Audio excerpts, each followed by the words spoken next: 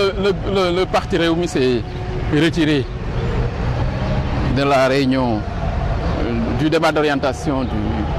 conseil municipal de la ville, du fait simplement que le maire de la ville n'a pas convoqué la session depuis 10 mois,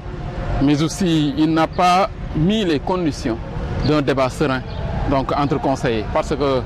rappelez-vous, donc, en début d'année, nous lui avions demandé, même si c'est par courrier, donc, avec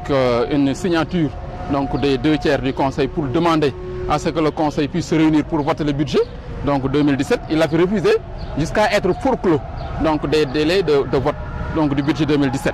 C'est par la suite que le préfet a élaboré donc d'autorité comme l'a prévu la loi, le budget 2017 de la ville de Thiès. Mais malgré cela, le budget n'avait pas été distribué ni partagé avec les conseils. Donc nous ne pouvons pas venir débattre donc des orientations budgétaires pour l'année 2018 alors que nous n'avons pas les éléments d'appréciation du budget de 2017. Même les autres budgets de 2015 et 2016, vous vous rappelez aussi, lors de la dernière réunion du conseil municipal, on avait demandé à ce que les comptes de gestion et comptes administratifs des budgets 2015 et 2016 soient partagés avec les conseils. Ce que le maire n'avait pas fait, c'est pourquoi nous on se dit, depuis 3 ans, nous n'avons aucun élément d'appréciation donc des budgets exécutés et votés donc pour le compte de la ville de Thiès. Donc nous sommes des Thiessois patriotes et responsables et naturellement la démarche du maire Talla Sylla donc ne nous rien de bon, mais également ne nous met pas dans les conditions de travail sereinement, mais aussi de manière transparente. Alors vous ne craignez pas qu'il y ait un blocage de l'institution au détriment des populations thiessoises? Non, l'institution, s'il y aura blocage, ce serait la faute du maire Talla Sylla, parce que c'est le maire Talla Sylla qui ne partage pas. Ce qu'on lui demande, ce n'est pas compliqué. Partager avec nous le budget, même si c'est le préfet qui l'avait arrêté. C'est un minimum pour un conseil de suivre l'exécution. Deuxièmement, les comptes administratifs de 2015 et de 2016 soient soumis au conseil pour vote, c'est un droit, c'est prévu même par la loi. Vous vous rappelez, nous, il y a cela 3 jours, donc le conseil du conseil départemental a voté les comptes administratifs de 2015 et de 2016. Donc nous, ce qu'on demande là au maire, c'est des obligations qui pèsent sur lui. Mais malheureusement, c'est le maire qui ne collabore pas, qui n'est pas dans les conditions, dans les dispositions de collaborer avec le groupe Rewmi. Donc ce qui fait que nous, malheureusement, on ne peut pas malheureusement continuer à évoluer. Le receveur qui a fait un cri du cœur. Et vous voyez que le receveur nous a rejoint. Moi, c'est le discours que j'ai tenu il y a 3 ans pour lui demander de faire un budget réel, un budget réaliste, mais également un budget véridique, le receveur l'a rappelé, disant que le budget qui est présenté régulièrement par le maire Talla Sylla, qui tourne autour de 1,8 milliard, 1,9 milliard, même 2 milliards, n'est pas réaliste. Moi, je lui avais dit que même la ville, sous l'ancienne version, les recettes tournent autour de 1,6 milliard. Malheureusement, le receveur vient de confirmer mes dires et à l'époque, il m'a même retiré la parole, vous vous rappelez, me disant que non, ce que tu racontes et tout ça. Donc, pour dire simplement que malheureusement, le maire Talla Sylla ne nous met pas dans les conditions de collaborer avec lui, ni de travailler avec lui pour l'intérêt des Thiessois. Donc il y va pour sa propre comment s'appelle, esprit, ses propres idées, mais malheureusement qui le mène droit au mur, parce que même par rapport à la dette dont il parle, nous quand on quittait ici, on avait laissé plus de 300 millions. S'il avait pris ces 300 millions pour payer une partie de la dette, mais aussi l'autre partie soit supportée par les maires de communes, parce que l'investissement qui a été réalisé sous notre magistère, avec l'appui de la Banque mondiale, qui nous réclame aujourd'hui 600 millions, les communes d'arrondissement doivent aussi payer leur part. Parce que les sièges des communes ont été construits sur la base de cet argent. Les routes ont été construites sur la base de cet argent. Une partie, donc, dans la dette, devait être supportée aussi par les communes. Mais tout ça, on ne peut le faire que dans le dialogue et la concertation. Mais malheureusement, Talla ne s'ouvre pas, Talla ne discute pas, il n'échange pas avec les gens. C'est pourquoi, malheureusement, il est que dans des problèmes. baax na nit ñi xamoon mbiru bor yooyu ñuy wax bu dee bu ADM bi moo gën a neex a régler secrétaire général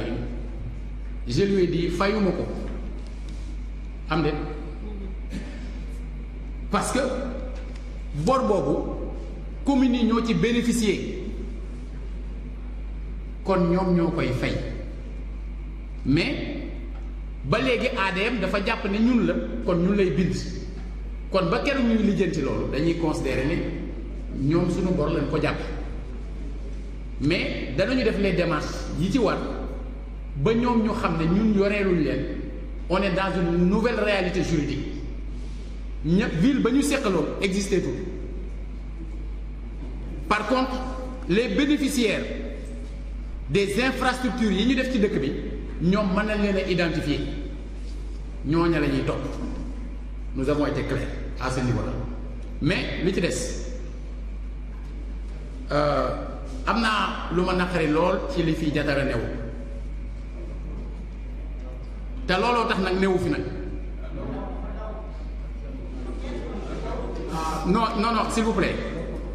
maanaam en même temps yow da ngay jóg wax ci kanamu média yi après nga dem ci loo xam ne tu as des comptes à rendre en faisant semblant de servir un parti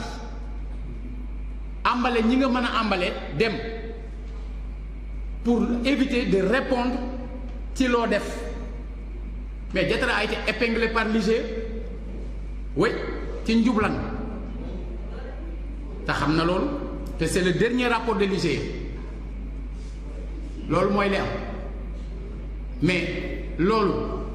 c'est par rapport à la gestion bi fi nekkoon ku ne war ngaa wax compte de gestion wala compte administratif ba mu des Jatara ndax rapport IGE bi commencement ba fin da ci am wàllu yu rëy ba am lu ñu ko war a topp beneen bi le rapport de l'IGE est clair sur la question des comptes administratifs parce que nee nañu depuis 2011 aucun compte administratif n'a été voté te bi ñu voté 2011 c'était le compte administratif de 2009 yow naka nga mën a toogee voté woo lu mat ñeenti compte administratif nga bëgg ñëw ci conseil bi di wax waxu compte administratif c'est que ñun ñoo war a delloo ci suñu bopp te xam ne Thiès ci boppam moo amul intérêt di ñoddi ay débat ci ay compte administratif yi compte de gestion parce que dañu am ay partenaires te partenaires yooyu am na foo xam ne bu fa nit ñi tolloo loolu la ñuy exiger mais quel est le conseiller bu toog fii bu mën a wax ni yow daaw dans les délais kenn yónneewul compte administratif kenn moo ko sañ a wax amul ku taxaw fii nekk conseiller de la ville de Thiès nga sañ a wax ni 15 jours avant la séance d'examen et de vote yónneewuñ la le compte administratif la vérité est que ce jour-là ay nit ñoo def décompte gis ne le budget day jàll parce que am na ay nit yu joxe procuration ñu jàpp ne soo comptabiliser budget bi day jàll et ils ont semé la zizanie perturbé le conseil pour que kenn du voter parce que bu ñu voté woon day jàll par la suite ñu yónnee ma këyit bataaxal bu jaare ci préfet parce que yoon maye na maire heure bu bëggee woote conseil extraordinaire mu woote may na préfet mu wooteelu conseil extraordinaire mais aussi dafa ni su majorité conseil yi demander conseil extraordinaire le maire est tenu de le convoquer ñu bind ñu këyit bu am fanweeri nit ak benn ñeent fukki nit ak benn mais ci biir ñeent fukki nit yooyu ak benn dafa am tur yu existé wul ci conseil ba pare am signature am ay nit yu yëgul ñu bind leen mu donc nekk faux et usage de faux donc est-ce que war naa considérer document boobu comme valable mais dafa am beneen raison fondamentale bi mooy code bi dafa ni la session extraordinaire ne peut excéder 15 jours sauf la session budgétaire qui peut durer 30 jours te jamono boobu romb nañ 30 jours yi kon awma sañ-sañu convoqué parce que su ma ko defee je viole la loi parce que soo gisee yoon prévoir ne suñu demee ba 31 mars te voté wuñu budget bi c'est le représentant de l'État qui règle le budget et qui le rend exécutoire c'est parce que c'est des cas de figure yu man am moo tax ñu prévoir ko su doon loolu duñ ko prévoir mais ba ma daan woote saa yi ma wootee quorum du am ñu reporté di perdre du temps woote bu ñu woote war a woote benn yoon ñu woote ko ñaari yoon mais loola nit ñi bàyyi wuñu woon xel ni dana yegg ci date butoir ba ñu dem ba jeexal le temps qui nous était imparti c'est ça la vérité c'est ça la réalité